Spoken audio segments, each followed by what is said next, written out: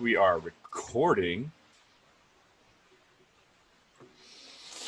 You are live with the Mixmaster, Ryan Klemp, and Logan Terrence. Josh Kalis may be soon to join. You're on Clapped Out Live. We need to, that's what we can talk about. Reach out to some people tonight and say, hey, can anybody do intro music for us? I already did. I hit up a dude named Durand Robertson. He's a rapper on Instagram. And SoundCloud rapper? That's exactly what I'm looking for. I want that. Yeah. Totally. Actually, I didn't really ask him for that. I was going to, and then I was like, man, if this random dude that just like listens to his music a little bit messages him and he's like, hey, man, will you do a song? How much for a verse, bro? Like, he probably won't take me too seriously. Give you a t-shirt, maybe. Okay. Hey, what about, wasn't Kayla supposed to get us set up with Yellow Wolf? Yeah. Dude, he doesn't carry his weight. Remember, when was that? It was like ages ago. We were back. I was like, Dave, you'll do a free verse for our. Oh man, if Yellow Wolf did an intro song, I would die so happy. That'd be amazing. All right, we are live. I don't know. It says we're live on Zoom, and now we're live on the Book of Face, episode 3, Clapped Out podcast. Still looking for a title for this thing, but we are back. And this is the only, this is about as committed as we have been ever to anything, like our promises, like reoccurring. Yeah, we said we're going to do something, and man, we are overachieving right now. People keep asking where all the notchback videos are. Remember when you said you would pay people? Are you trying to duck people on that? Is that why we haven't seen a notchback video in a long time? What was I supposed to do? I'm sorry. You said if you didn't make weight, that you would pay a random person. Yeah, So I wanted to. I was going to $800 on the line. More than that, because well, depending on when you started watching. So originally, it was going to be every week if I lost. Okay, so you're going to just play games in the background there, Robert? I'm putting this on live. I'm turning the phone I forget. down. Originally, it was I wanted to lose 5 pounds a week. Yeah. And then if I didn't, I'd have to pay out. And then after 3 weeks, I'd lost 15, whatever it was. So I ducked it down to 3 pounds a week because I kind of hit this plateau. And then all the drama with the transmission for the notchback went down, and I literally had nothing to make content with. And I wasn't just going to film like, hey, I'm going to butt connect these 2 wires together for an hour on video. So that actually leads into connect. Yeah, that's what we should open a Radio Shack style store and just call it the Butt Connectors. Oh, dude, dating show, the Butt Connectors. For should electricians. We change it? No, I think we changed it. Let's pivot this. Pivot this. It's like farmers only, but for electricians. Let's pivot the podcast right now. Are you wearing I gotta ask, are you wearing a Biggie hat because of your weight? No, my sister gave me this hat. It is a dope hat. It's a pretty good hat. I've had it sitting around forever. All right, so no, shut up for a minute. Back to the notchback, because actually that's a good pertinent topic. So yeah, originally it was every week I'll lose weight, and if I don't, I pay people. And then I had absolutely no content to film. So it just went on the back burner. I bought a TVD6 from this dude, took forever to get it. Well, short, I got my money back, was given just the runaround. And now I'm putting, actually, today, which was the most ridiculous junk of the world. I didn't even tell you about this, Rye. So, actually, the video I sent you of the trains making all that noise? Yeah, your ratchet shifter. Oh my God, dude. So, I got a UPRK member and a set of motor mounts from a guy named Joe that makes them. Joe Pinto, I think his name is. Puts the engine super low and super, super, super tight to the firewall, which is good if you're racing. When you're trying to put a transmission in, it's not so much. It's not cool. I'm not stoked on that. I shouldn't say that. It's my own stupid fault for not. It doesn't matter. Anyway, I get the AR5 all together with this FabBot kit. Shout out to FabBot again for that. And yeah. I go to put it into the car, and there's no prayer of it fitting in the stock bell housing area. So I'm beating it like a redheaded stepchild, trying to get the clearance I need for the bell housing.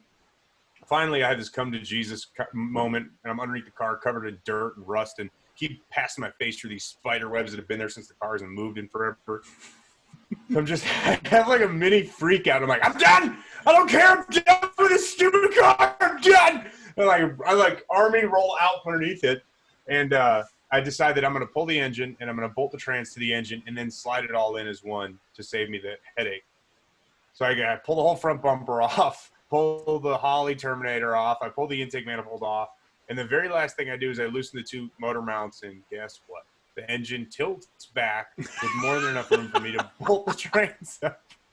So all I had to do was loosen these two bolts one on each side of the motor mounts, and it went right in. So then I go to bolt the transmission in, and as I'm like finagling it in, which, by the way, if you have a twin disc or a triple disc, getting a transmission, a T56 or AR, whatever, to seat is such a pain in the rectum. And I do all this legwork. I finally get it seated, and I click the trans in a fourth, like accidentally, like I'm reaching up in the shifter hole, and I click it, and I got my hand on the yoke, and I go to spin the yoke to try to line the input shaft up, and I hear, and I'm like, what the hell was that? Yeah, the video you sent me, it sounds like a roller coaster going up, like ting ting ting ting ting ting ting ting ting ting ting ting ting all the way to the top. Yeah, my heads are like, dude. Yeah, so I was like, okay, maybe it's just how an AR5 transmission is, you know? Yeah, totally. So I put it in first, and yoke doesn't move. Second doesn't move. Anyway, I did all this work all weekend just to hear. Yeah, let me see if I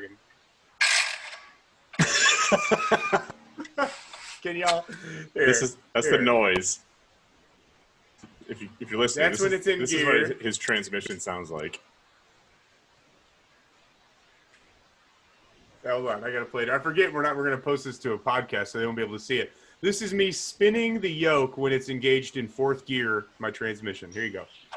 Oh, Sounds great. So that was my weekend. Is Josh trying to bump in here? Yep, Josh is here. Ladies and gentlemen, weighing in at 110 pounds, soaking wet, standing at 5 foot 1 inches tall, Mr. Josh Kalis! Kalis. Hey, Josh made it, everybody! Can't hear him. Can you hear him? I can't hear him. Can you hear him? I can't hear him. He's messing with us. I can't hear him. Staring. Can you hear him? I can't hear him. I can't hear him. Can you hear him? Look how concerned he looks. He looks really concerned. For the viewers at home, you can't see this, but Mr. Joshua Kalis looks very perturbed, as if he just revored? Man, I had a whole thing go. Reviewed his 401k. Yeah. His 401k has taken a huge dive, and he's very, very temperamental about it. He doesn't know what he's going to do. Let's see how this plays out, Logan. Man. Hey, there he is. All right. He made it, dude. Hey, are my headphones working? No, you sound great. You're good. It was trying to like make me test them like 15 times. I'm like, what the fuck? I mean, what the heck? No, you're good. Yeah. We're more than 6 minutes in. We can cuss now. Yeah, we can. Oh, I remember you guys telling me like no cursing and stuff. No, we just didn't like the podcast. Nobody gives a shit. The constant. We smoke and drink non-alcoholic beer on it. So. I had a joke about him using narcotics that didn't work because Ryu overstepped your bounds on that. I had a whole thing staged up. Okay, so today, looks like Brian Davis joined. Old Chucky, is it because Josh is on, Brian? Because you didn't watch when it was just me and Rye. You sell out. Yeah, I said it. I don't give a shit about y'all. We're Camaro buddies, man. 69s all day. Yeah, you got 69? Yeah, I bet you do. Oh, he's out of the park. It's a grand slam. Oh, man. Okay, so let's back it down a little bit. Let's talk about everybody's weekend. My weekend was terrible because my transmission sucks. Josh, you got a wastegate issue figured out on your car, right? Maybe. I'm hoping so. Okay. Well, you know what? I try to put the wastegate back together, and I bench tested it, and it was still leaking. So from the diaphragm. Yeah. So maybe the new wastegate will help. I've heard a little tech tip, and I don't know. I've never had to do it because I'm somewhat of an expert. But baby powder helps keep you from pinching the gate. I feel like I don't know if that's a setup. It's not. Josh, you feel like that's a setup? I feel like that's a setup. Talcum powder. Somebody in the comments, let us know. I don't know. Related to Rod Deerdeck. Is my internet messed up, or is it? No, you're doing great. You're gravy. We have a fan asking if you're related to Rod Deerdeck. The answer is yes. Yes, he is his father. He's Rob's father. Yes, yes, he is. Oh my God. So you almost Yeah, got the Brian, windscreen you issue better laugh ironed at out. Yeah. So Josh has had some issues with his Camaro. Actually, not really at all. You just beat the hell out of it and have a couple small finicky things that you're getting sorted. Rye's Mustang. Why have you not raced your car, Rye? Huh? Why have you not taken the orange car to the track? Dude, I'm trying to play catch up and like make a bunch of money right now to prepare for drag week. So I got this thing over here, and I'm doing a couple little things, cleaning up some nonsense that I don't like. I don't believe you. I don't believe you. I think that you're doing something to the Mustang and you're being quiet about it, and you're not telling anybody. I painted the hood. And you're going to come out and you're going to be like, it's all the same. And then you're going to try to knock my dick in. It's right here. It's right here. Yeah, lift the hood up and then take the camera over to it. It's a pin-on hood. It's a pin-on hood. I'm not dealing with that right now. No, I don't want to. All right. So today's subject is Rye's a liar. Oh, man. Yo, dude, my other chin's but- kind of going away. Let's talk about my health. How does my chin look? Does it look slimmer than normal? You really want us to tell you? No. I'll just spit all over this thing. Josh, is your boat in the background or is your boat at the dock? Where's the new boat? Boats up north. Damn. Up north? How much further north? You're in Michigan. How much further north can you get? 2 hours, man, where it's in the land of sun and fun up there. That's in Canada. Is what With you're his saying. Fiji water. Look at this guy. Oh, they were great. No, but 11 weeks till drag week, and my anxiety is starting to rise. So we'll be out testing here very soon. I mean, I know what the car has to do in the 8th mile. And What does it have to do in the 8th mile? if I can get a 550 anything, that's pretty much a guaranteed 850. Anxiety. Ain't you did some tours in Afghanistan and Iraq and all that kind of shit, and you got anxiety for putting your car together? Yeah, I rarely Yes. do this, but I'm backing Josh up on this 100%. Haven't people thrown things that are explosive at you in the past, and now you're upset? Well, you do have a bomb underneath your hood, so I'd be upset too. Yeah, I know the guy that built that thing, so that's nah, it's drag weeks that somebody posted it and I saw 11 weeks, which is to me, that's less than 3 months. It's right around the corner, so lots of stuff to take care of.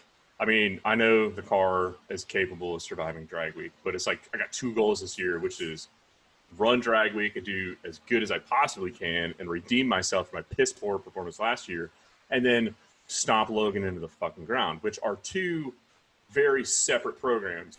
One is 850 cruise easy, and the other one is I'll push the crankshaft onto the track if I have to beat you. We got to put a router. We got to put a router in your garage. Your feed sucks. It was doing techno noise. Just being honest with you. Yeah. I wonder if it's the fan. Hang on. No. I'll talk. I'm gonna go and okay. plug my fan. Okay, I'll talk. So here's what happened last year on Drag Race. So if you guys weren't, if you didn't follow Clapped Out last year and you weren't tuned in, I don't blame you because the channel's terrible. But Rye goes on Drag Week. We have the support of a couple different companies that were helping him out, and the first day of Drag Week is just a straight up thunderstorm. So he gets to the track and it's raining like crazy, and all the racers that are there basically get one shot. They get one pass. And that pass has basically got to hold them over for the day. Like whatever you go on your first hit, that's the hit that counts towards the week average. So Rye pulls up to the beams and rolls the beams in the wrong gear, right? Is that fair to say? Yeah, when I came out of the burnout box, burnout procedure is 1, 2, 3, let off the line lock, roll it out, pull the shifter back into first gear, get up to the line, I love this stage the story. car, and I don't do the bump on drag week. Like there's no reason. It's not heads up. So get into the beams, grab the trans brake. Time out. Everybody at Brian Tooley Racing was standing in the office, eagerly awaiting Rye Klemp's first pass of I drag. don't believe you. Everybody was like Gathered round like it was the Apollo mission taking off. We were so excited. Continue with your story. yeah, like SpaceX, right? When they just launch again. So And you come out of the burnout. it's advice Apollo 13. It ended up more like the Challenger mission in the 80s. Oh, that's not fair. What, too Didn't- soon? So he rolled out, and what gear were you in? High gear? It wasn't all the way in first gear, so it was in second gear. When I grabbed the trans brake, which doesn't have a second gear leave, I put it to the floor, and it rolls the beams, trips the timer, and I panicked. And I was like, uh-oh, one and done, floored it. And I didn't realize it because when the car took off super lazy and I went to pull second gear, it was already in second gear. So, yeah.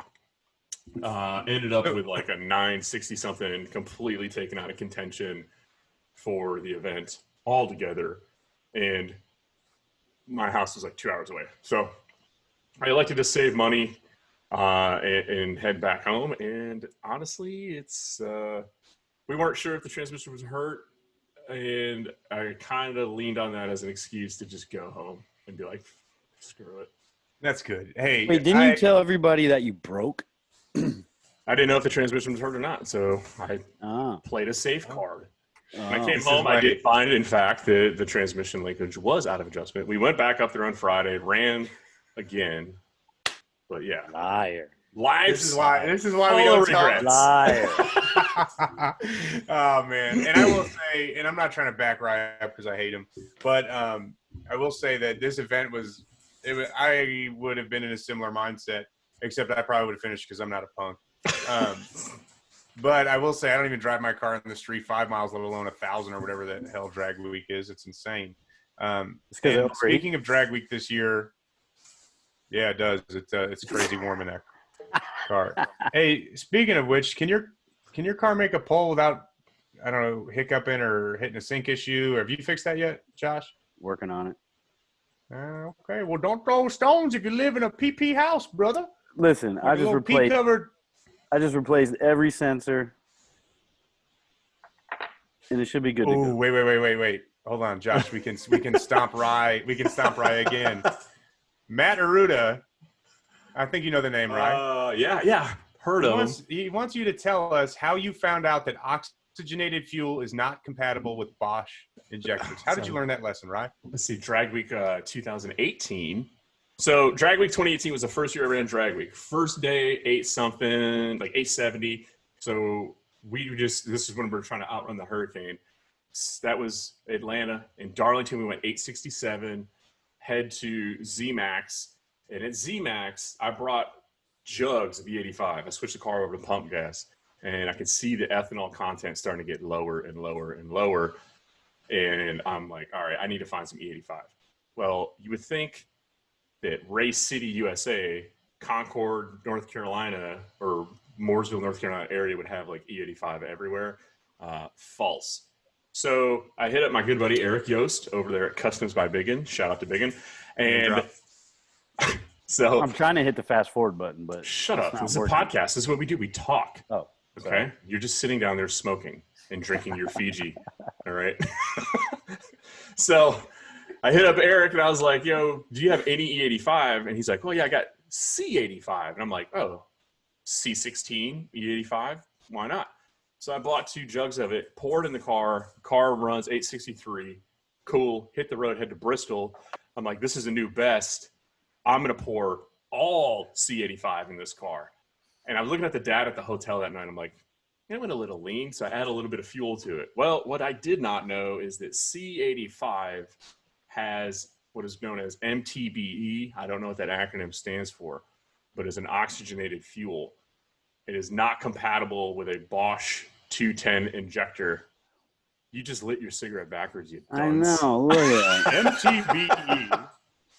MTBE stands for methyl tert-butyl ether. I don't know how to pronounce any of those words. It is a flammable liquid that has been used as an additive for unleaded gasoline since the 1980s. MTBE increases octane and oxygen levels in gasoline and reduces pollution emissions. And what I can also tell you is it increases the or decreases the lack of flow through a Bosch 210-pound injector so bad that it will torch your cylinder head out to the point where you can pretty much stick your pinky between the block and the head.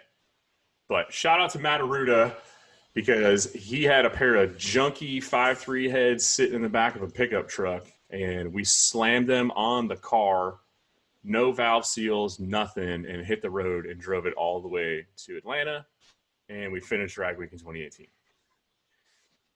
And Matt, I do have your heads.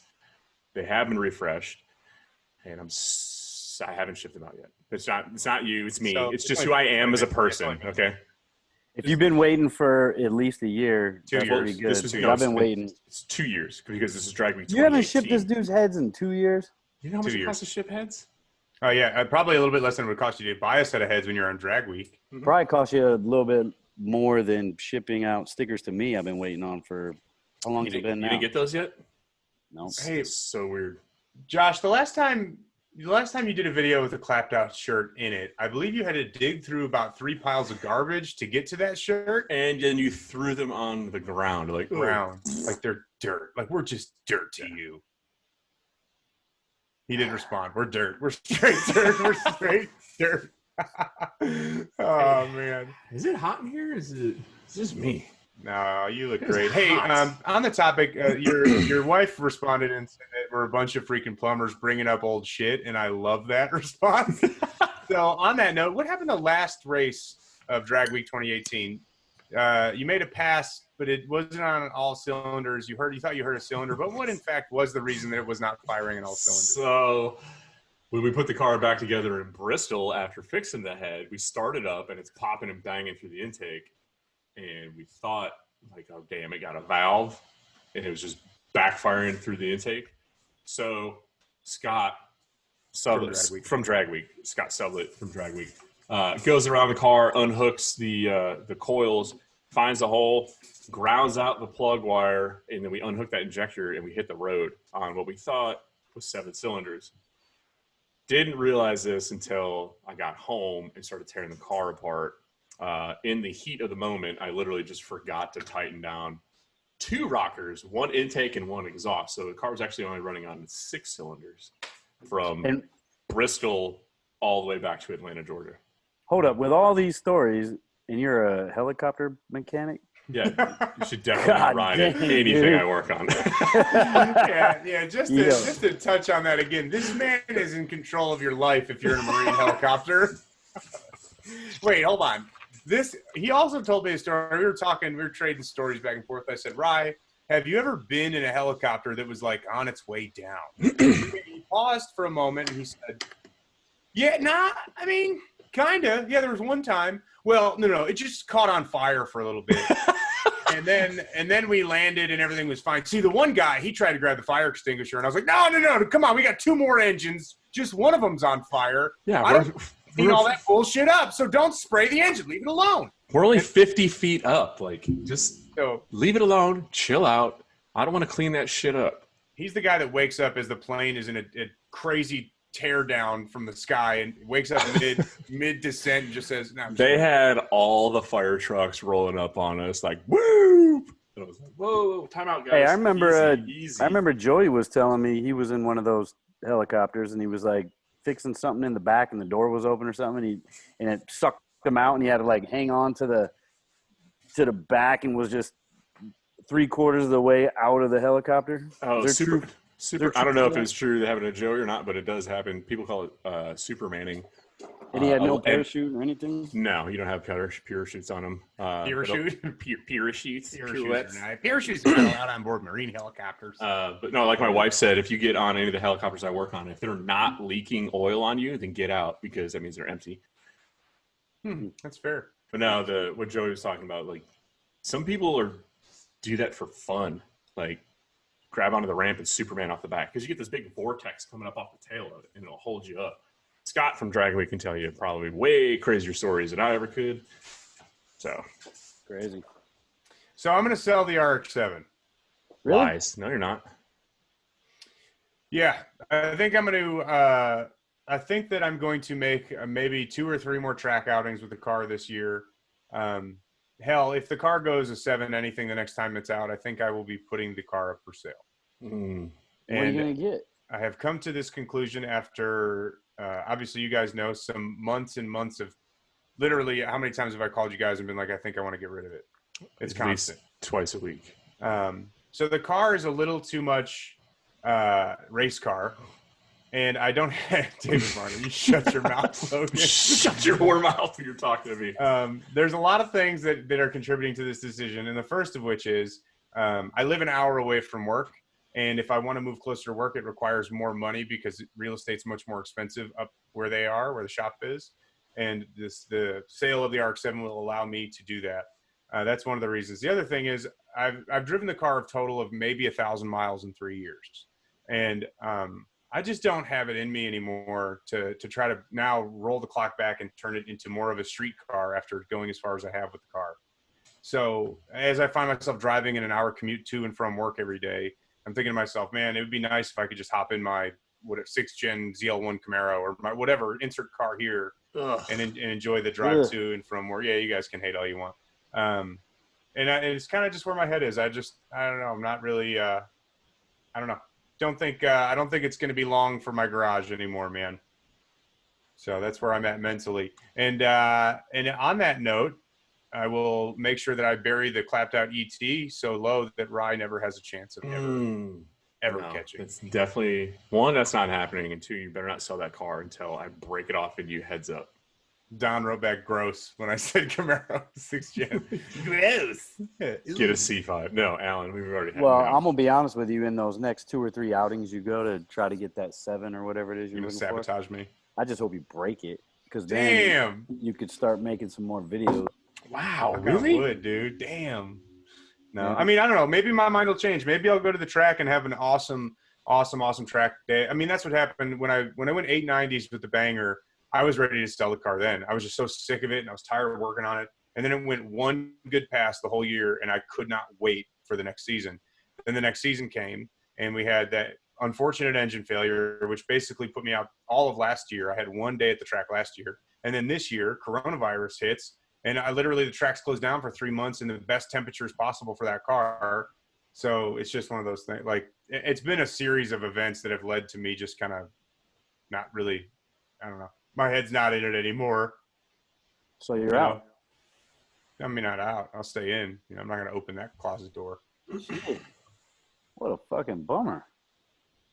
Selling the RX-7 and getting a ZL1. I think they're so nice. I love those cars. I feel like you'll regret it, but I also feel like you'll be back.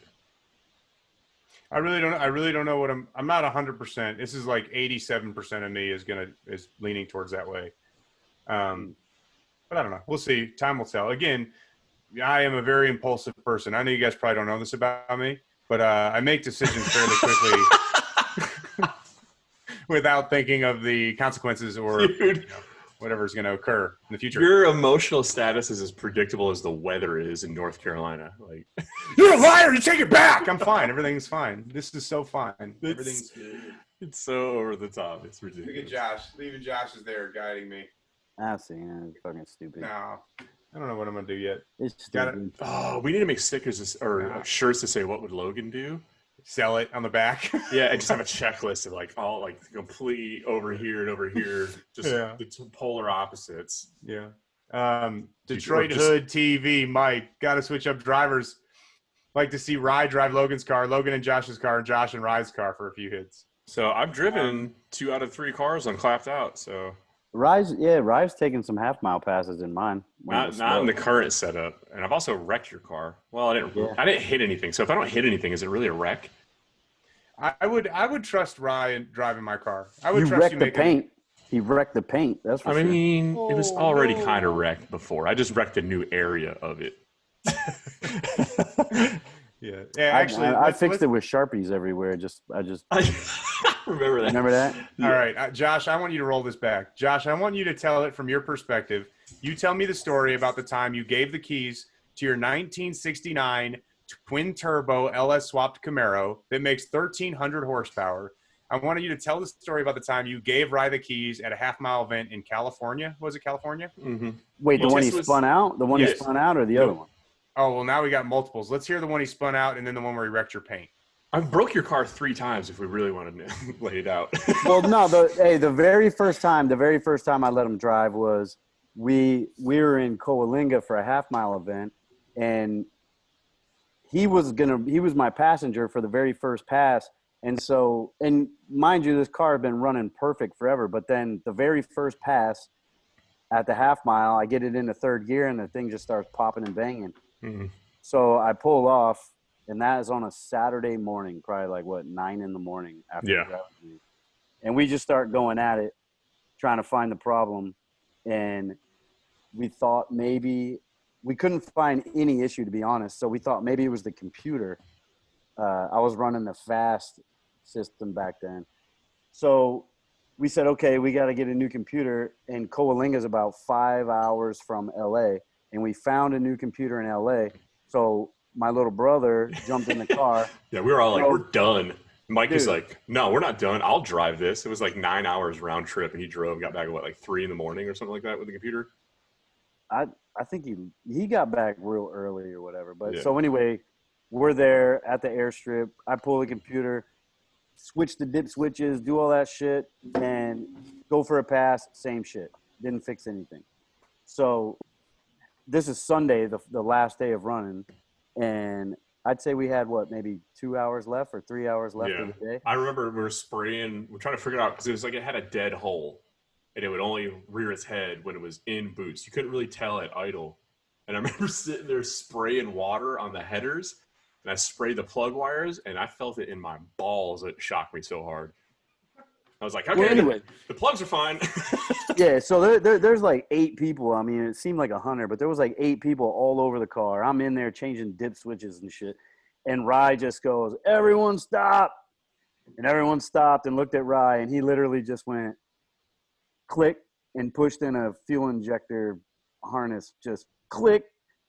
Yeah. Found it. Fuel injector, Yeah. the harness on a fuel injector. I don't know how. Can we get missed to it. the point where you spin his car out? I didn't ask for Yeah. this whole damn backstory. I just want to know when you Oh, spin No, no. his So car the out. back- no, at the end of this Damn, one, I like, break it on this crazy. one. So annoying. Nah, but the backstory makes sense on why he got to drive it the second time. Oh, So- you don't like when I do you like you do me? You don't like when I interrupt your stories, do you, Josh? You may continue. This motherfucker, yeah. You may continue. Dickhead. All right, So continue. anyway, he goes out, and the first person he starts racing is Armic with that Ford GT twin turbo. And damn, dude, How they were fast has Armic been in the half mile? 190 something. At that 190. point, yeah, he was like in the 190s. And is this a standing half mile or is this a Yeah. rolling start? It was a rolling start. No. Back then, it was in these days, it was different. It wasn't a standing half mile. It was like it was more like roll race type shit. And they didn't even clock the times at the end. It was just who got to the finish line first. So Rye, I think Armic was at like 1,300 horse in that Ford GT at the time. Yeah. And Rye ran like neck and neck with the dude until 5th gear, and then the Ford GT crept out on it. Yeah, remember we were pulling up, and you're like, "Oh, you're lined up with Armic." I was like, "Yeah." Hey, how do you work this boost controller? Let's turn it up. Yeah. So anyway, the car did all right. I think we ended up fucking up a vacuum line or something that day, right? No, that was when the cam gear. Remember we went down for the finals. We were gonna race Armic again, and then the car wouldn't start. And turns Yeah. out the cam bolts back loose, and the timing set fell off into the car or into the motor, dropped down. Luckily, it didn't happen under a run, under power. It just sheared the pin off the cam, and we caught it eventually. But yeah, ended our day early, but we still took second place because we were the second fastest domestic car. I think Is at this the the event. one that you spun the car? When's the one? Where do you Nah. spin the car out? the Coming, next event we went to was at Big Willow, Yep. and it was a roll race, but it wasn't a whole half mile. So we were getting. I think I was running 160 hmm on the straight on the roll race, and Armic was there, and he was running in the high 160s. So I went 160, but I didn't like going into turn 1 after that because we're on the racetrack, you know. Yeah. So if you guys have seen, and this is just me kind of nerding out a little bit real quick, but the racetrack that they're at in the beginning of Ford versus Ferrari, that was the racetrack, that front stretch. So that's Willow Springs, and we're racing. I don't know. I think it's turn 9 into turn 1, so it's about a third of a mile, and that's what they set up as like a trap speed competition. So you go hauling ass into turn 1, and you have to make turn 1. I didn't make turn 1. Yeah, well, I made turn 1, but I didn't know that you could go into turn 1 at like 90 miles an hour in my car. I'd slow down to like 40, Yeah. so I wasn't staying through the traps full throttle. As soon as we hit the first beam, pretty much, I would lift to make sure I could get into turn 1. And Rye was like, "Let me see what I can do." And I think you went 4 or 5 mile an hour faster than me or something Yeah. like that. But And it's you still- would have made turn 1, but he slammed on the brakes I and did. locked him up. So what And I then, did, and then he got off the brakes and then slammed on the brakes again and fucking spun that shit right off the track, and it was doing 360, 360, 360, and it didn't. So now, flip. hold on. Let me interject real quick. I want to interject for 1 second because Rye, I can tell you're chomping at the bit to tell your side of this. yeah, However, what I want to hear from you, Josh, when you saw your car getting loose all the way down, what was going through your head as you're watching one of your best homies going 360 in your $250,000 Camaro? I hope he dies. Because that's a, you know what I mean? That's a fucking story right there. Oh Dude, my God. shout out to Willow Springs for having so what I did was I hope he pulled up. dies. So I pulled up and I was talking to I think it was Ryan Fisher from Shift Sector. He was standing there like kind of lining everybody up, and I was like, "Hey, does it matter what lane I finish in?" He goes, "Nah." So what I did is I started in the left lane and I finished in the right lane so I turned the third of a mile into a little bit more room to kind of like really stretch his legs out. And yeah, I jumped on the brakes a little too hard and it just locked the back up on me. I felt the car switch a little bit on me, and I looked in the mirror and I saw a big cloud of smoke. And by the time you glance, you're going that fast, you just covered another 100 yards. And I was like, we're going in the dirt on this one. I'll tell you what pissed me off the most, though, is I wasn't even mad at that. Like, the car looked all cool. It was dirty and chipped up and shit. But Rye's wife, Estella, when I was, like, making fun of Rye, she goes, "Nah, Rye was just a little bit more committed than you." And I was like, oh, damn. Well, yeah. I really do love that, though. That's I had to awesome. put my head down, and I was like, the motherfucker was committed because he's staying that shit through the second trap. And you know what? But me and Rye are both fucking idiots because that car would have took that first turn. We were going – I went through that turn at like 35 miles an hour. Yeah, it would have. I just jammed the brakes too hard. I should have done a shakedown pass and got used to the braking zone or whatever. But in my defense, too, the dude who finished number one was Armick with the Ford GT. He spun out as well. He went like 170 or something like that. I think we went 167, and he went like 170. In the car that he owned. He spun out his own car. But he also was smarter than I was because he just pinned it and looped it and stayed on the track. He's like, "I'm not going to the dirt," so he just floored it. I went right into the dirt. Like immediately, like the second the car went sideways into the dirt, I kind of braced because I didn't know if it was going to be like soft and gravel or sand and like grab and roll. And it's your car, dude. You're like a foot shorter than me, so my head is like a taco up against the roof of this thing. I'm like, dude, if this thing goes over, I'm done.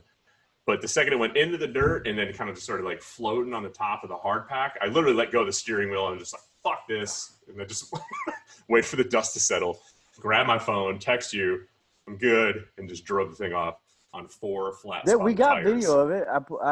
I put the video up on one of them videos. I have it somewhere from how many Bryce. clapped out videos I did? Like 2? It's in one of those. Two or Yeah.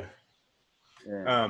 You know, on the subject of spinning out, so this weekend there is a Grid Life went to Autobahn Country Club in the Chicagoland area, Joliet, and a Dynasty tuned customer named Aaron Lichty is out there. 3 out of 4 races he won. That's not the point of the story. The point of the story is to focus on spinning a car out and shitting your pants, which I think I've done multiple times. Rye, clearly. Josh, you're just the toughest motherfucker that ever lived, so you've never shit your pants.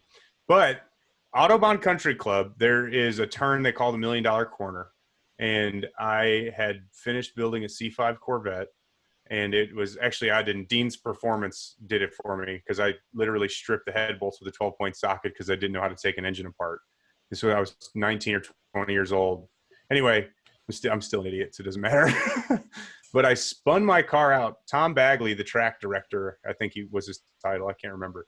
At the time, he comes up to me before we got on track, and he says, you know, watch out for turn 3. I think it was turn 3. Yeah. Watch out for turn 3, have some fun out there, like kind of give me a hard time. And I'm like, yeah, it's whatever. And then like 12 seconds later, I spun my Corvette out in turn 3 and put it into the wall.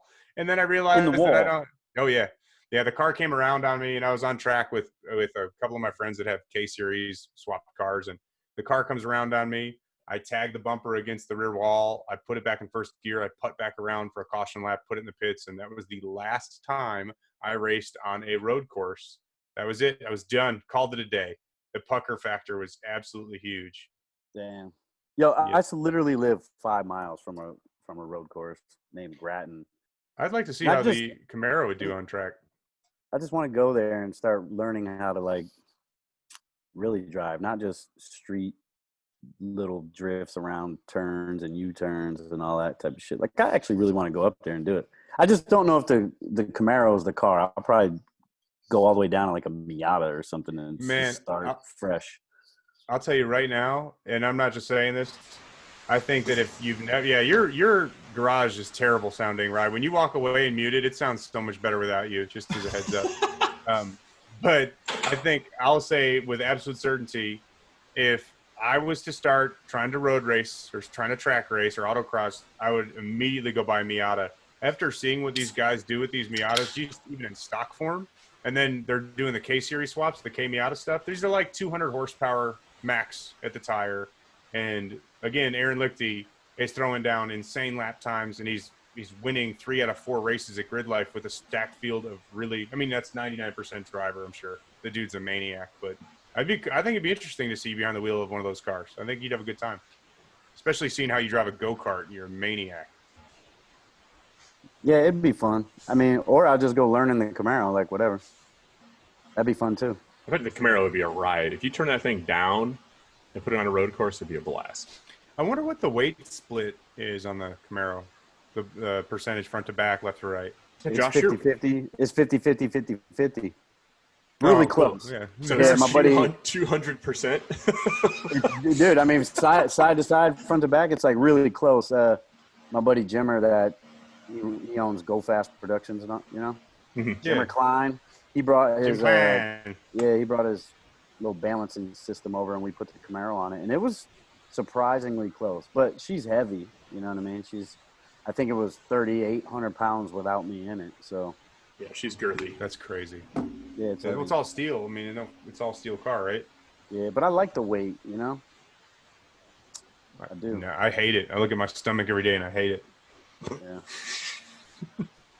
Will said Logan never spun out, but that last pass from a few weeks ago was close. Yes, it was. It was terrifying. Oh, the one where you almost swap lanes. Dude, I don't get it. I don't understand how I don't understand how people can go 4s and 3s in the 8th and the car gets loose and then they get back into it. I don't understand. I can't fathom the idea of the car getting like chattering tires or getting out of the groove and then lifting and stabbing the throttle back down. There's no way. They run in traction control. They're running a pair of brass low hangers that drag a third leg in the sand when they're walking on the beach. It's insane to me because even that, like the car gets loose and they stab it again.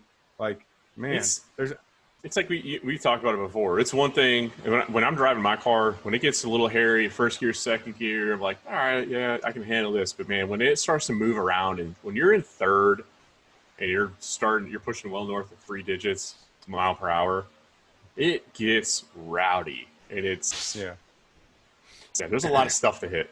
It's because Couple you people ain't that got just- your shit set up right, man. a couple people over there. A couple You saw people the that just data log? joined, David Varner and John Rogers. So the IDS boys, on the subject of pucker moments, these are 2 maniacs in their own right. Because I've been at the track with these guys, and yeah, there's traction control set up on those cars. You know what I mean? And it does a good job. But like literally, I've seen these cars, especially when John was a banger. That car would go a half a mile and a quarter mile track. I mean, it was the sketchiest shit in the world to watch that car make it pass. And I don't understand. I mean, again, I could not wait to pull my parachute. It only went 170. I was done with it. Like Robert Filger and here, my buddy Robert said, it takes seat time, which I totally believe that. I definitely got way more comfortable with driving my car over the past couple of years, but it's still, I don't know. Every time I even press the button to start the car, it's just nerve wracking because in my head, I'm just like, okay, how much is this going to cost if something breaks? I have trust and confidence in the car, but I don't know, man. I'm afraid to hammer on it, and I'm afraid I'm going to tear something up. When you pour your heart and soul into it, and tons of money. Yeah. And then you got guys like Josh that'll hit rolling anti-lag and go 165 on the street. Like, Idiot. Dude. This moron. Josh, you're an asshole. This guy, I get in his he had a UGR twin turbo Lamborghini, and I was making a clapped out bit, this like 2-minute car review, and I was trying to talk shit on his Lambo. And he makes a hit, and I don't even, where were we at? We left the gas station or something, and my ass literally in the passenger seat couldn't look for a brake pedal fast enough on my side, like I was going to be able to slow this fucking car down. The car is so controlled, so first, second, third, I don't even remember how fast. I think we got to like maybe 100. It wasn't crazy. But immediately I go to stab the brake, the imaginary brake pedal, because I'm like, this dude's a lunatic. He's going to kill me. Yeah, but it's only because it was skating, It was cold. Yeah, it was winter. That car skates pretty good, but it skates like real controllably, No, I don't know, because I was in the passenger seat, so I didn't. Yeah, remember we were like, it skated half onto the shoulder a little bit and then came back over. But every one of you will agree. Like Josh, you never ride passenger. I've never seen you ride shotgun in anybody's car. No, riding passenger is a totally different experience than driving. Yeah, I'm super bad at it. I won't either. I'm so bad at it. When we were in Southern California, Joey and those guys would set me up. I'd be working on the car, and I'd say, "All right, who's giving me a ride home?" Yeah. And they'd be like, Joey would be like, "I'll give you a ride home." I said, "Okay." No funny stuff though. Let's just cruise. Look, is that Jake over there? That's and weird. And then we pull up to a red light, and here comes John or Jake or whoever right next, and I'm like, "You son of a bitch!" And next thing you know, the light turns green, and we're doing fucking 150 something on Palomar Airport Road, and I'm just pissed off. Let me out of the car. I'll take an Uber. But we got a guy. Anyone that gets in my car, they're always like, "Hit it," and I'm like, "Yeah." They're like, "Yeah." No, I most definitely did not say hit it in the shoulder in the middle of the winter in your twin turbo Lamborghini, you dickhead. That was not me. I don't know what you imagined, but it was not me saying hit it. God. Yeah, I'm a bad passenger, and super bad. You remember the kid you met, Jonathan Hurst, the drifter? Yeah. So Hurst is another kid that we work with at Dynasty, and he's a very good wheelman. So Hurst, he's a super nice kid. He's really dedicated to his craft. But I found out that Hurst can't even ride in like a normal sedan. Like he cannot ride passenger, and even, for example, my Ford Escape. So I forget. I might not have been the Escape, but he got in my car, and I just started acting like a jackass, like pretending like I was going to go into oncoming. And I thought for sure I was going to have to take him to the hospital because he was. This is a kid. Like, look up. He's Formula Drift D2, and this is a kid that will literally chuck his car sideways at 130 miles an hour on an upper bank at Irwindale Speedway, like a maniac behind the wheel. And he just didn't. He cannot ride passenger. He'll throw up. He'll puke. He'll literally get physically ill. Yeah, man. I've gotten the opportunity to ride passenger with Ken Block on the Gymkhana stuff. I got an opportunity to ride with Von Gittin at Gingerman when he was. No, you didn't get in the car though. Fuck no, dude. Wait. Time out. Yeah. Yep. When we went to Gymkhana 7, which is the first unicorn, you said, and I was standing right there next to you, you go, "This is the only car that I will ever ride shotgun in." So you're telling me you had the opportunity to, and you turned it down? Not in that later? car. No. It was it actually wasn't a Gymkhana event. It was when he was doing the rally stuff. Oh, it's SEMA. No, not a SEMA. It was the X Game rally course, Yeah. And it was like a press day, and he was giving rides. They go over that jump and all that stuff, and dude, they broke my balls hard as fuck. I even think they did a Hoonigan video of Kalos won't get in the car, and I was just like, I'm not getting in the fucking car, dude. Like, it's just not fun. You know what I mean? I don't like getting banged around and shit whipped all over. Hey, it's just. Didn't you made a special appearance in? Was it a couple of those or just one of those? Weren't you in one of those? I San got Francisco. Yeah, the Frisco one. The dude sitting in the trolley while he was going around was me. That's awesome. It was cool. Tom man. It was fun to Vigu. watch. Tom Vigu. I rode passenger with Dale Jr. around Charlotte Motor Speedway at 168 miles an hour and had quite a bit of pucker going on. If you guys, you got to know who Tom Vigu is and what this man looks like, because thinking about him fearful of anything is like the boogeyman being scared of something. Yeah. Not that you look like the boogeyman, Tom. Please do not hurt me. But Tom like literally looks like I don't know how to explain him. He just looks like a rough and tumble badass. Old. You're not old, Tom. Don't take it that way. Tom went 168, but his mustache just stayed along for the ride to a full 200 plus. That That guy's awesome. Michael Bunn. This would be so much better without Logan. Yeah, that's a good joke, man. Look at Logan's face. He's like, oh man. Yeah, I'm Because surprised we he all recorded- agree with who is that? Tom. We all agree with Tom, but it's Logan's. I'm deal. surprised Bunn wasn't able to check in with his parole officer for the. We'll talk about it later. Tom's mad that I called him old. Look at him. I didn't call you old, Tom. I said you're old, like OL with a little apostrophe. Old Tom Bigu. But anyway, I'm hoping that my new wastegate that shows up fixes this weird issue I'm having. So Wednesday. Anyway, I'm still mad that you never got in the car with Vaughn Gittin at Gingerman. Yeah, he was mad too. But I had Lila with me, so I couldn't. Who was I going to pawn Lila off to? Like, here. Put Lila in the car with him. Lila would have rode with him. She was too small. But she's like me. She doesn't like riding either. She likes driving. But when I'm like, hey, you want to go for a ride in this? She'll be like, I'll be like, I'll be mellow. But then when she gets in her own little vehicles, I mean, game on with her, you know? And if you all don't know, Josh's daughter Lila is actually more famous than Josh. So she has those little drift power wheels that, like, if you go on Facebook right now and go to share a GIF and you type in kid drift or drift anything, there's a little girl that will, wheels. Yeah, she'll drift out of the parking lot into the street, and that is Josh's daughter Lila. Yeah, she ran that car. She's been crazy You see viral that? with that. The Red Dragon. Yeah. I put it on the wall. That thing's got over 250 million views on it. So, can she Yeah. like shout us out? I Can don't we know get what like a she's doing. shout out? Or- Well, how much does he want for a mention? yeah. How much does she want for can she add us in her next video? I mean, we license her but she videos isn't- out all the time. What do you Clapped pay out her? could license one She's out for sure. What do you pay her for an allowance? We'll double it. Oh man, we're about to. She I was pays thinking about. Josh's allowance. Yeah, kind of. I had a dip in her account in early COVID, and she was like, "What?" I said, "Look, you're helping the family." She was like, "All right, well, just pay me back." That's awesome. Yeah. She's saving up her money because she really wants to buy a house. That's what she God. wants. She will too. She is way more responsible than any of us. Yeah. And she's crazy. She is fearless. She's a fearless child. She took a header off a bunk bed in like nothing and just got up and walked away. Started showing me all dead bugs. She'll like walk and be like, "Logan, what's up, dude?" I'm like, "Why do you talk like that? You're a little girl." "No worries, bro. Just come over. Look at all these She dead." doesn't say that. She said, "Look at all these dead specimens," and it's like all these things she's hunted herself in the yard or found. Well, I'll tell you what she did do. We were in Detroit, and they went to like one of those taxidermy style shops where they sell all the dead animals that are stuffed and shit. And she bought a bat, which mouth was all open, and it was like a stuffed bat that it even smelled like an old dead bat. You know She what an old bought- dead bat smells like? I smells- do now. It smells just like COVID. She bought this bat, and it came in a bag that said like toxic and all this stuff on it.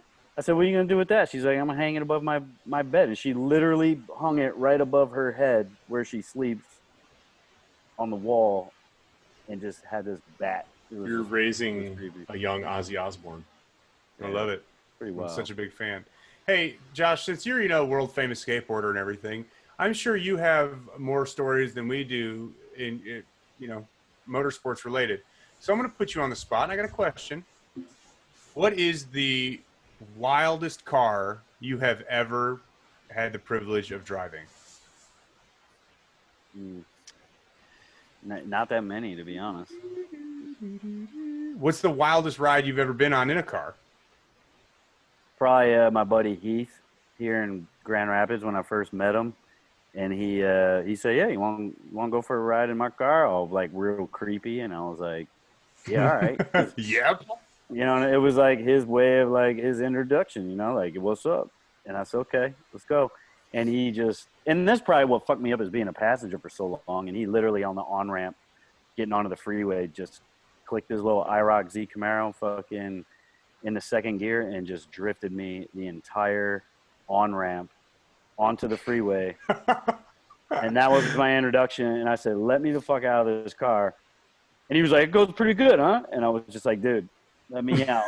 And now he's one of my best friends. I trust him like you wouldn't believe.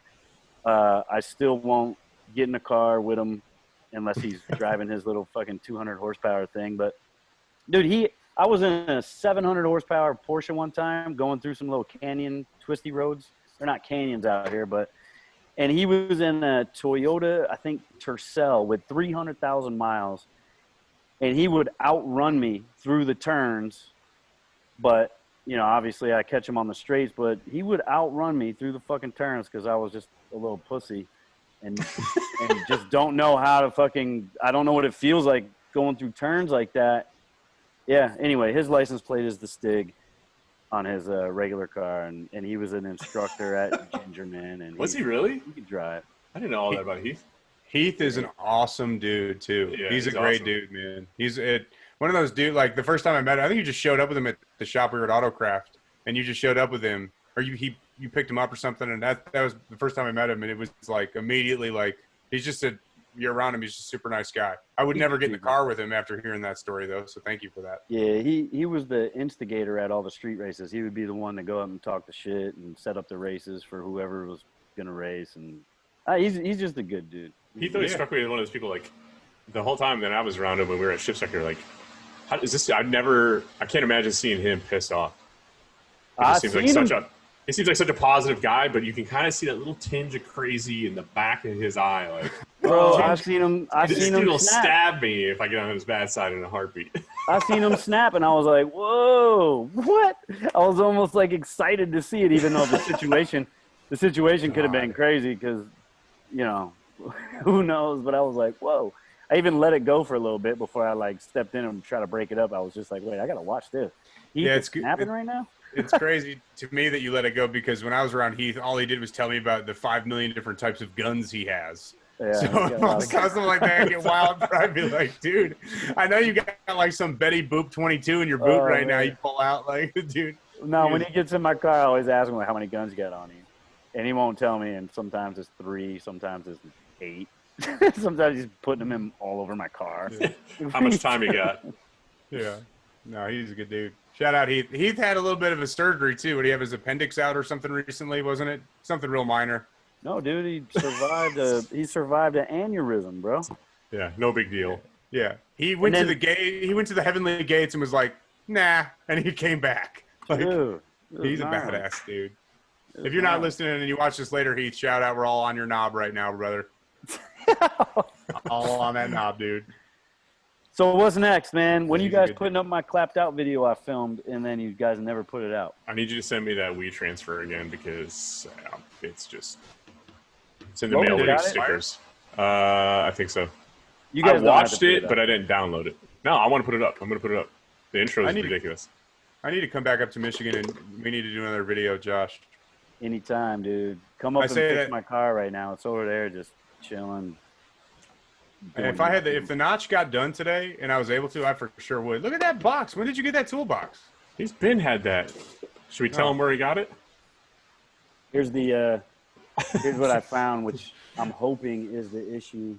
You see, where is it at? This little guy that's folded over right there on the wastegate. So he's got a pinched diaphragm on the wastegate. Looks like it may have been causing a vacuum leak. But obviously it was there for the last couple of years. So if it got progressively worse, then that could be the problem. But I put the Mighty Vac on it, and it wouldn't hold. It wouldn't even get up to 25 pounds, and then it was literally like coming down. And the other for people that are listening to this on audio, he has the wastegate hat pulled and the diaphragm that seals inside the gate. That diaphragm is pinched and just deteriorated from heat. Looks like just use, which is honestly a regular maintenance item on anything that's street driven like his car is. It's pretty much the automotive equivalent of zipping your nuts up in your zipper. Yeah, which is my favorite thing to do. Hopefully that was the problem. It's the only way I can finish. We'll find out Wednesday. I ordered a new gate and a rebuild kit, so I can always have one just on deck. And you've been having fun with the car on the street. And I take it from our recent conversations, Mr. Josh, that you are enjoying the car on the street so much that you're yearning for half-mile racing, maybe coming to a conclusion this year so you can just enjoy the car instead of having to prep it for these events all the time. What do you think about that? Yeah, that's what I'm thinking. I mean, I was never chasing a 200-mile-an-hour pass, but then the thing went 193, and I was like, oh shit, it's possible. So And just to back this up again, people that are new to Clapped Out, Josh's Camaro, and Rye, you'll back this up, has a rotating assembly that should not be able to do what it's done repeatedly for the years of use. It's Josh, did we just talk about this about 3-4 hours ago? This is our exact conversation that we had on the phone. Here's the only thing I can surmise from this, okay? And this is my honest opinion, and I hope that Mr. Steve Morris doesn't take this, to heart.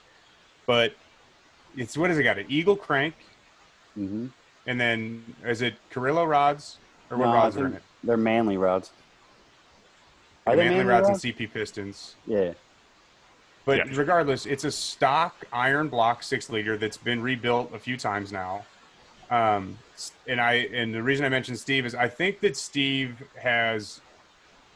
I think he's a fucking witch. I think he's got black magic, dude. I think he's a witch. I think he's Harry Potter, dude. I think he's Harry Potter because I don't even want to say any timing numbers on podcast because it's his tune, but this thing is very aggressive. In my opinion, and in terms of power, it makes over 1,000 on 93 octane, right? What do it make? 1,100 on 93? 1,150. So 1,150 on 93 octane and 1,300 on 100 octane or 110? C16. And then there's that was at 22 pounds, and there's about another 140 horsepower left because I'm probably going to have to see 25 pounds. But hey, before Steve tuned it, the last setup, which was real similar. I mean, it's the same rod, same piston, same crank, same block. The only thing that was changed were the cam and the turbos, pretty much. And before that, it was Brian Macy who tuned it, and it was just the same power. It was like 1,000 wheel on pump gas and 1,300 on C16, and that lasted for 4 years. And the only thing that went bad was the rings. And if I remember, Brian Macy actually helped us get that thing running too. I talked to him. He's a really intelligent guy. Dude, Macy's way smarter than I am. Guy, dude. You know, and Morris is the guy too. But I switched on. I worked with Macy for 5, 6, 7 years. I don't know. I mean, he was in the hospital one time and he was tuning my car while he was sitting in the chair, and I was at Airstrip. Like. Before this version of the motor that you got in there now that Morris tuned, the one that was built in Cali. Remember we talked when Chris and Sean out there built the motor, we told them, like 18, 19 pounds of boost, maybe. Yeah. And we ended up going to 26.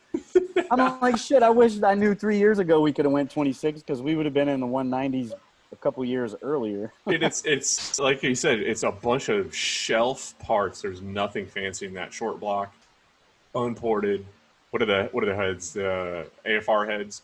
AFR 230. Yeah. Like nothing fancy. Just you could literally add it to your card on Summit Racing and replicate the combination basically. And dude, it is an anomaly. Certainly not the rule, but the exception. Donald was crying outside. I had to get him. He just doesn't like when Dad's away. Oh, this is not the one that pees in the toaster, by the way. This is the only good one I have left. His name's Don. Say hi.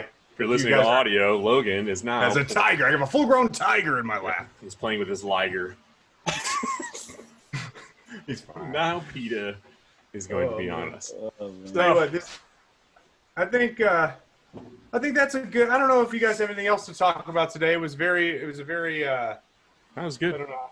Good show. I feel really good about it. We're not live anymore, right? So we could just talk about how. No, we're still live. But hey, I do want to congratulate. Well, before we get off of here, I knew we were live. As a joke. Pretty sure that they've sealed the deal. But shout out to James and Garrett over there at Cletus on Rocky Mountain Race Week, because I'm pretty sure that they clinched first place in their respective classes. Each of them in every class. In stick shift, and then the 850 class for James. So Garrett was in stick shift with a substantial lead, and James was crushing them going into today. So as long as he ran basically an 880 thing, he clinched the win. He's basically putting on a clinic out there. These boys out there clinching wins. I'm just clinching dookies, man. I wish. Pinching a loaf. Just pinching loaves and clinching dookies. Hey, where is the RX-7 anyway? In the garage. looking like a snack that needs Why to don't be you be- sold. You should be podcasting in the garage. Look, there's my car. There's Rye's car. Okay, I'm gonna wind this back. You have a detached garage with air conditioning, so you're sitting in basically a Nah, spa. I got the door open and everything. Come on, I was Rye's like, got if Rye's gonna 3 sweat it daughters out, and a I'm wife in the sweating it house, out. so he can't film inside. Your AC is for sure on. 100% you're in the AC. 100% is not. 100% is not. Look, All right, well, Wanna put some take your money pants on off that? and let me see what's Look. going on in your inner thighs. See how sweaty they are. doors open. Damn, dude. Sweat box. Mow your lawn, you geriatric. Oh my God. Go back outside to the Jumanji lawn. God. That's the lawn. That's Really? property, dog. You know, when you have property, you What are you let doing it to the- grow, be natural. Hey man, what are you doing to Let the it be pallets? natural. Are you walking around with your iMac right now, your MacBook right now? Yeah. Yeah, my Here little you laptop. are, a baller, dude. Hey, did you ever get with Yellow Wolf on doing an intro for our show? We talked about this before you joined. Yeah, we need one for the podcast. The what? Remember how you promised me that since you're best friends with Yellow Wolf, you were going to force him to do a song for us? Yeah, that was before I tried to get stickers, and then you guys didn't send me stickers for a year, so I told Yellow. I've already sent the stickers. Says, does Yellow Wolf want some stickers? You Yeah, know, I let's got- send, yeah. Just give me Yellow Wolf's home address and his cell phone number. I'll take care of the Yeah, stickers. just- Write it down on a piece of paper and hold his number up on the screen right now. Will Northrup, no one that owns a twin turbo Camaro mows their own lawn. I mow my own lawn. Yeah, I know. I'll you walk do. up to the thing and show you my mower, dickhead. Oh, yeah. You know what I mean? He bought the I got a same Husky. Husqvarna little tractor. Come on, It's not a tractor. It's a riding mower. it's a tractor. Bro, it's a fucking lawnmower. Yeah, it's a riding lawnmower Don't call tractor. it. Don't try and church it up, dude. It's a tractor. Everybody, I want to wrap this up. I want to thank everybody for tuning into another episode. Rye does the intro. I do the outro. Josh is the meat in the Logan Rice sandwich. Everybody that tuned in today, I know that we are in a political and socially awkward time, and I appreciate everybody putting that stuff on the back burner and just enjoying life in motorsports. I think it's a great outlet for everybody, and I love that everyone's tuning in and getting away from the day-to-day junk that we're spoon-fed. So everybody have a wonderful upcoming work week. Rye, put your pants back on. The listeners at home that are just listening to this, Rye is getting completely nude right now. This is going to be a podcast, so you can't negate what I'm saying. And he's doing that is correct. Hold on, I got to show y'all my mower because somebody's Oh, like, "Let me yeah. see the mower."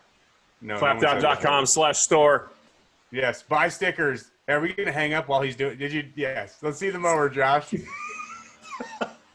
Bam! It's not All right. That's not a tractor.